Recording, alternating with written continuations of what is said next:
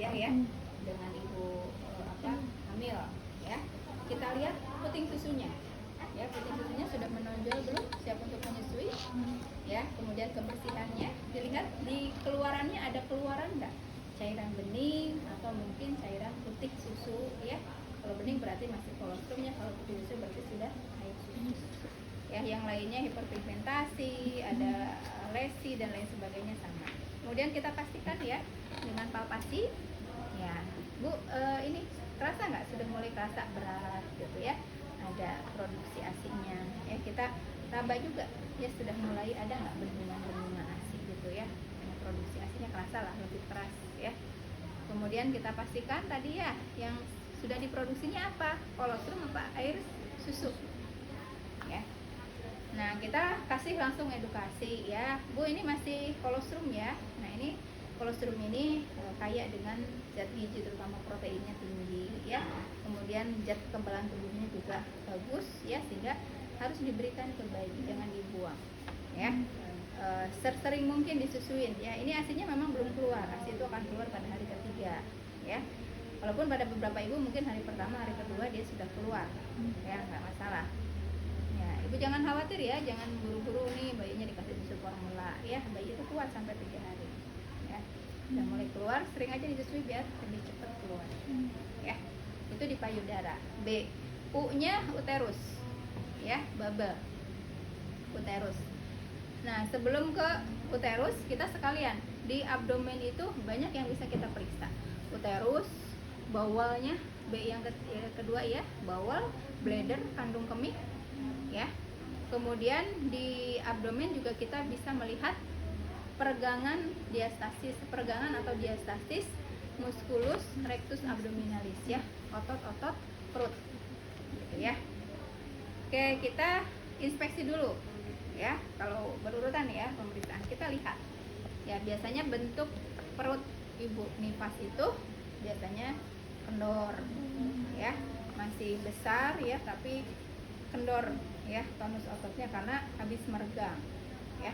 Kemudian ya linea sama ya, ada linea nigra, ada striae ya. Kalau misalnya tadi ibunya mengatakan bahwa ibunya dioperasi ya, berarti kan ada luka balutan pos SC-nya. Kita lihat kira-kira berapa senti, bisa nanti dibuka juga di status pasiennya ya, laporan persalinannya, laporan operasinya, berapa senti sayatannya. Kemudian dilihat di pembalutnya ya, kasaknya ini bersih apa kotor ya, darahnya misalnya nembus ya, atau mungkin plesternya sudah melupas ya, untuk melihat ada enggak kemungkinan risiko infeksinya gitu ya. Nah, kemudian kita lihat juga ya, biasanya kalau kontraksinya bagus itu akan kelihatan ya, kayak ada bulatan gitu ya, rahim yang mengeras gitu ya, bundar di sini kelihatan gitu ya. Nanti pastikan lagi dengan diraba ya. Itu diinspeksi. Kemudian di auskultasinya harus inspeksi auskultasi ya. Ibu nifas itu masih terpengaruh dengan hormon kehamilan, yaitu hormon progesteron yang tinggi pada saat hamil ya. Biasanya ibunya motilitas ususnya turun ya, sehingga nanti mungkin bising ususnya akan lebih rendah normal tapi di bawah ya. Kita dengerin bising ususnya ya, kita tanyakan dulu ke ibu, kembung nggak gitu ya.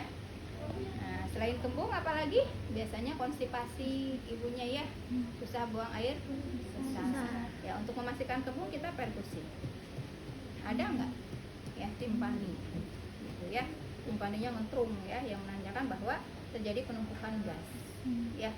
Ibu tadi udah ditanyakan BAB-nya ya, lancar tidak, sudah BAB belum? Kalau misalnya belum, kita perkusi juga di daerah kolonnya, usus besarnya ya. Kalau ada penumpukan feses ya, karena konstipasi tadi susah keluar, biasanya bunyinya agak redup gitu ya, daerah sini karena ada massa padat ya. Itu perkusinya.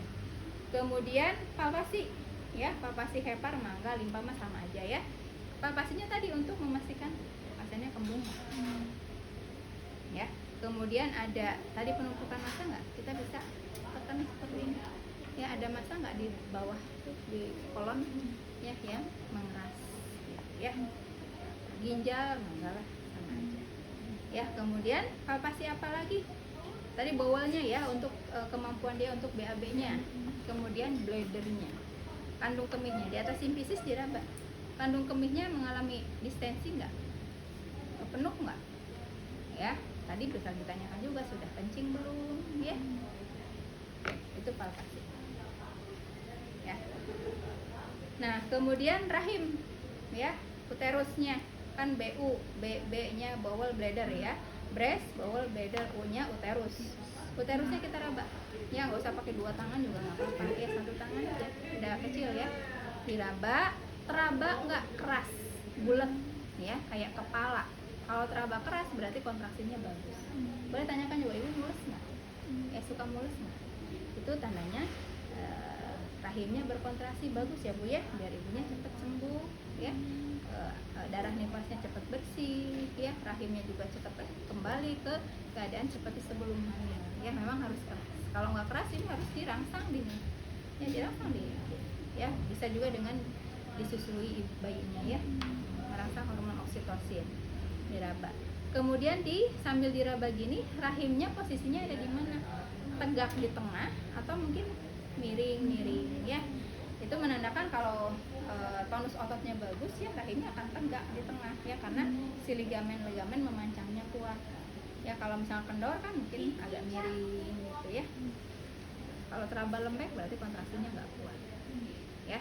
Kemudian lihat involusi uterinya. Involusi uteri itu adalah proses kembalinya rahim ke bentuk, ke ukuran dan ke posisi seperti sebelum hamil ya. Jadi rahimnya akan kembali lagi ya, mengecil, kembali lagi ke rongga panggul ya. Dengan cara apa melihat involusi? Tandanya involusinya bagus itu si kontraksinya bagus ya. Yang kedua, tinggi fundusnya. Tinggi fundusnya ada di mana? Kalau habis melahirkan normalnya ya, ketika bayi lahir tinggi fundus setinggi pusat. Ketika plasenta lahir tinggi fundus turun 1 jari di bawah pusat ya. Dan nanti masuk masa nifas tinggi fundus akan terus turun 1 jari 1 hari. Kayak tadi ditanyakan hari keberapa ini, ibu lahirnya kapan, berarti sekarang itu hari keberapa gitu ya. Untuk melihat nih tinggi fundusnya harus ada di mana. Kalau tidak sesuai tinggi fundusnya, berarti misalnya harusnya 1 jari di bawah pusat, ini masih di atas pusat. Nah, berarti itu ada kegagalan involusi ya, tidak terjadi involusi yang normal, involusi uter yang normal, artinya mengalami subinvolusi. Subinvolusi uteri itu adalah involusi uteri yang tidak normal ya, yang jelek gitu ya. Oke, sudah uterusnya sudah, breast, uterus, bowel, bladder sudah ya. Sekarang lohea ya, kita sudah ya bu ya, bagus normal ya. Kita ke loheanya. Ibu terakhir ganti pembalut kapan ya, kita tanyakan jam berapa, banyak nggak, gimana warnanya, kemudian ada gumpalan darah nggak, bekuan-bekuan darahnya nggak, ada jaringan-jaringan yang warnanya mungkin pink, kadang abu-abu gitu ya, itu jaringan ya. Kalau darah makan merah ya. Nah, kita tanyakan ya. Nah, ketika ibu bilang misalnya jam berapa terakhir, kita hitung sampai sekarang itu udah berapa jam ya. Kalau misalnya sudah lebih dari 4 jam ya kemungkinan penuh ya, normal ya. Kalau 4 sampai 6 jam penuh itu normal. Tapi kalau belum 4 jam sudah penuh pembalutnya, berarti tidak normal, banyak ya jumlah perdarahannya ya. Kita lihat ya bu ya, darah nifasnya normal atau tidak. Punten ya, jaga privasinya ya, diperhatikan.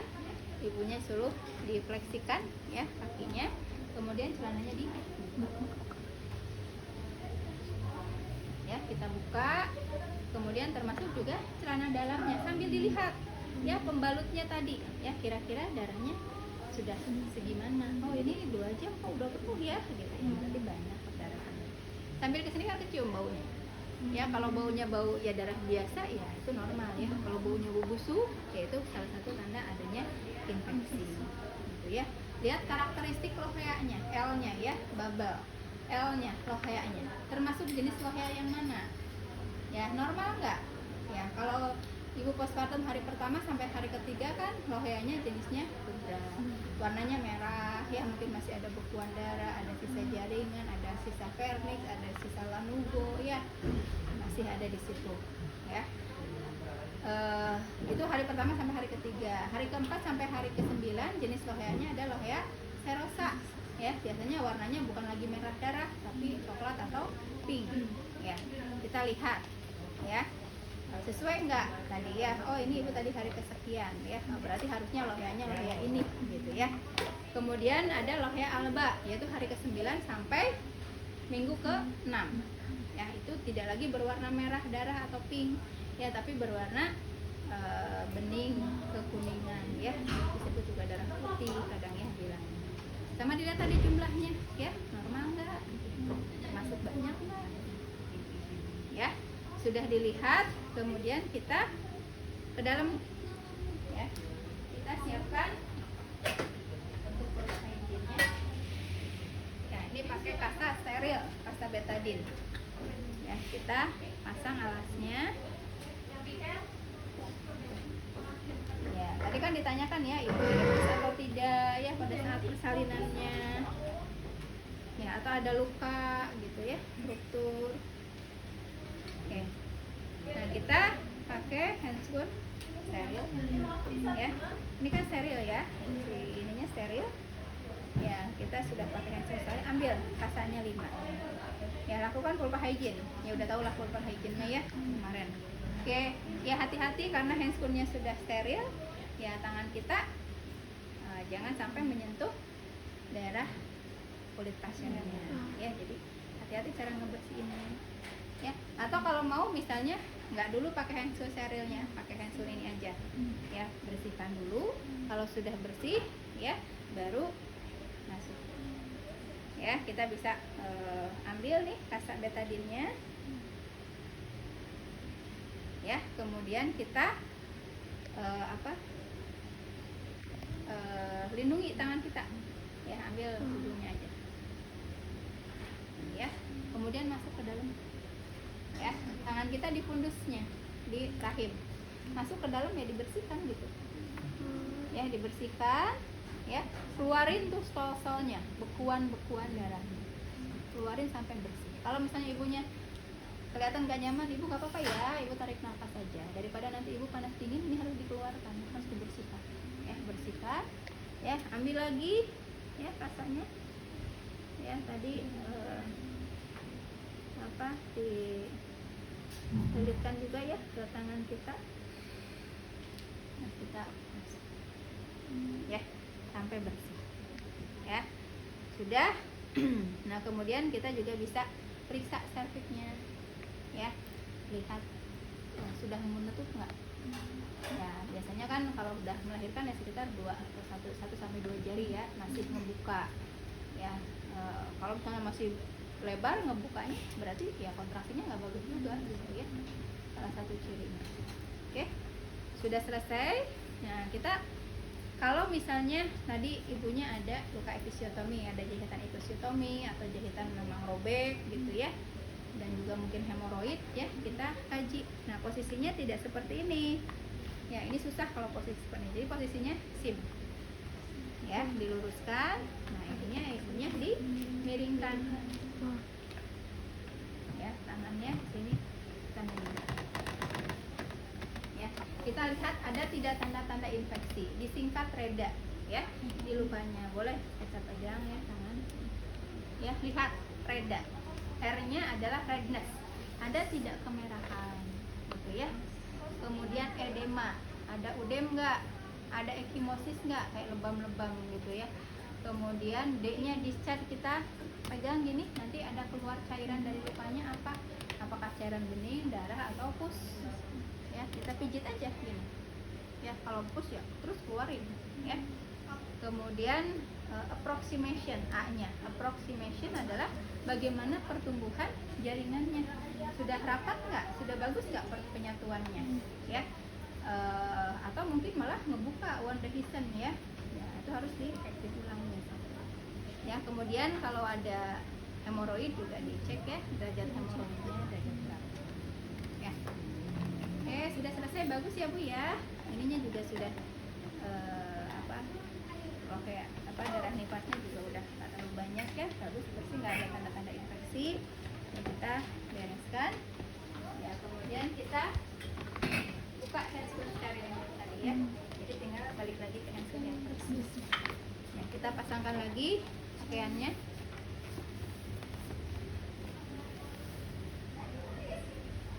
Ya, kemudian kita periksa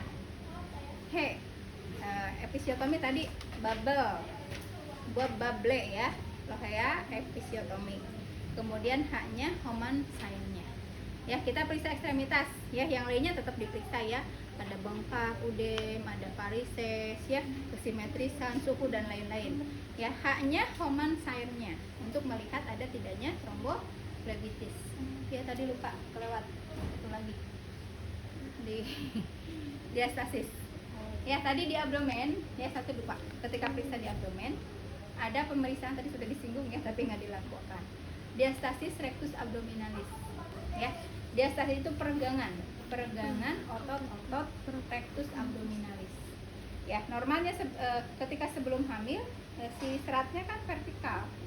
Ya, gini lurus gitu ya. Nah, ketika hamil kan dia meregang. Jadi samping ya, sehingga di tengah itu ada rongga, ada diastasis, ada peregangan ya. Nah, kita lihat kaji ya, sudah seberapa nih pengembaliannya gitu ya, pengembalian otot-ototnya. Nah, itu pengembaliannya akan bagus kalau kontraksinya bagus. Jadi kalau misalnya masih lebar berarti ya kemungkinan kontraksinya nggak bagus gitu ya. Jadi ya kita lihat otot abdomen. Kalau abdomennya saja kontraksinya nggak bagus, ya gimana rahimnya gitu ya. Kalau abdomen aja kontraksinya nggak bagus kan mungkin nggak terlalu masalah ya, paling si perutnya aja jadi ngegelambir gede gitu ya. Tapi kalau rahimnya yang kontraksinya nggak bagus, beresiko perdarahan gitu ya, bahaya itu ya. Nanti yang diukur adalah lebar dan panjangnya. Lebarnya cukup dengan berapa jari kita ini masuk. Ini lebarnya ya sekitar 3 jari atau 3 cm, satu jari kan sekitar 1 cm ya. Ini lebarnya, nanti panjangnya diukur ya. Caranya bagaimana ya? Ibu tidur terlentang tanpa bantal ya. Kita izin Bu kalau diangkat bantalnya, Ibu nggak pusing gitu ya. Oke, enggak, kalau enggak ya saya izin dulu ya Bu. Ibu mau saya periksa ya, bagaimana pengembalian otot-otot rahimnya. Udah mulai kencang lagi nggak? Karena biasanya kan males ya, apalagi kalau ibunya post SC sakit gitu ya. Nah, kita harus pandai komunikasinya ya. Saya mau lihat nih apakah otot-ototnya udah kembali kencang ya, biar ibunya cepet langsing lagi gitu ya, perutnya nggak besar ya. Kita kasih tahu Bu, nanti Ibu ikuti aba-aba saya. Ibu ketika disuruh bangun 30-45 derajat kayak sit up, Ibu bangun.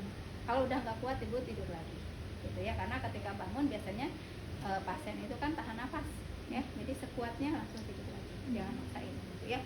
Nah, kita harus cepat gerakannya karena tadi ibunya kan tahan nafas ya. Jadi siapkan jari tangan kita ini mengarah ke prosesus seperti ini ya, di bawah prosesus ibunya suruh bangun. Nah, ketika ibunya bangun gini, kita raba, tekan ke bawah, jari tangan kita itu masih bisa masuk berapa. Nah, ketika bangun gini kan si otot-otot rectus abdominalisnya kontraksi, jadi dia ngegencet ke tengah gitu ya. Nah, nanti akan kerasa sama tangan kita ada otot yang kontraksi keras gitu ya. Kalau nggak bangun nggak kerasa ya, mana ototnya nggak kerasa gitu. Kalau ini kan kerasa, jadi sesuaikan ya masuknya. Kalau memang masuknya cuma 2 jari ya 2 jari aja, berarti lebarnya sekian gitu ya. Ketika bangun terus langsung ke bawah, tarik ya, jadi cepet ya, ke bawah lagi. Nah, pada saat berjalan begini tadi berapa jari yang masih bisa masuk? 2, 1 atau 3. Nah, itulah lebarnya ya. Misalnya 1 jari ya. Panjangnya berapa? Tadi dari mana ke mana ya, kita ukur pakai meteran ya. Kan tadi udah dikasih tanda ya, kira-kira sampai mana kita ukur. Incinya di atas ya, ya sentinya di bawah. Ukur berapa panjang, berarti 2 jari kali 8 cm misalnya, panjang kali lebar ya. Oke, tadi ke kaki, balik lagi ya. Common sign-nya ya. pada saat nifas itu kan banyak terasa nyeri ya, bisa nyeri di payudara karena sedang produksi ASI ya, bisa nyeri di perut, mules ya karena involusi, bisa nyeri juga di luka kalau operasi ya, di luka sesarnya, bisa nyeri di luka episiotomi atau di luka jahitan rupturnya. Ya ibu, saya mau ngecek nih, mau periksa aliran darah di kaki ibu ini lancar tidak. Ya jangan bilang tromboflebitis ya atau common science, dia nggak ngerti. Mau ngecek ya aliran darah di kaki ibu lancar atau tidak. Nanti ibu rasakan, ibu kerasa nggak? Nih, tangan saya megang apa nih ibu? Megang betis ibu ya. Kerasa nggak? Kerasa. Karena kan mungkin ada ibu yang mati rasa gitu ya. Jadi harus kerasa dulu. Kerasa nggak? Ya kalau nggak kerasa kan bingung ya menentukan nyerinya di mana. Oh iya, nanti ibu rasakan di sini ya. Ya karena mungkin pada saat di sini nyerinya di mana-mana gitu ya. Jadi harus terlokalisir nyerinya. Nyerinya yang dirasakan di sini aja ya Bu ya, di betis pada saat kaki ibu, telapak kaki ibu saya tekuk. Gitu ya. Nah, pastikan bahwa si lututnya nggak nekuk gini. Ya, harus lurus, nggak harus dipegangin. Tapi kalau misalnya pas digini dia nekuk-nekuk terus ya mending dipegangin gitu ya. Boleh lurus gini, boleh diangkat. Ya, nyeri nggak? Nanti satu lagi. Ya H, ya He, common science, He-nya emosi. Ya, positif nggak common science-nya? Kalau positif berarti ada tromboflebitis ya, ada peradangan pada pembuluh darah vena di betis akibat adanya sumbatan ya, karena aliran darahnya nggak lancar. Ya, itu hanya sudah E-nya tadi emosinya kan sudah tadi dijelaskan, ditanyakan ya. Bisa saja sekarang ditanyakannya. Ya, Bu, udah selesai ya pemeriksaannya. Tadi hasilnya bagus lah semuanya. Ibu nggak ada masalah ya. Semuanya sudah di ini ya. Gimana Bu perasaannya ya? Senang nggak? Ada pikiran? Nah, boleh jadi digali kalau belum ya emosi. Oke.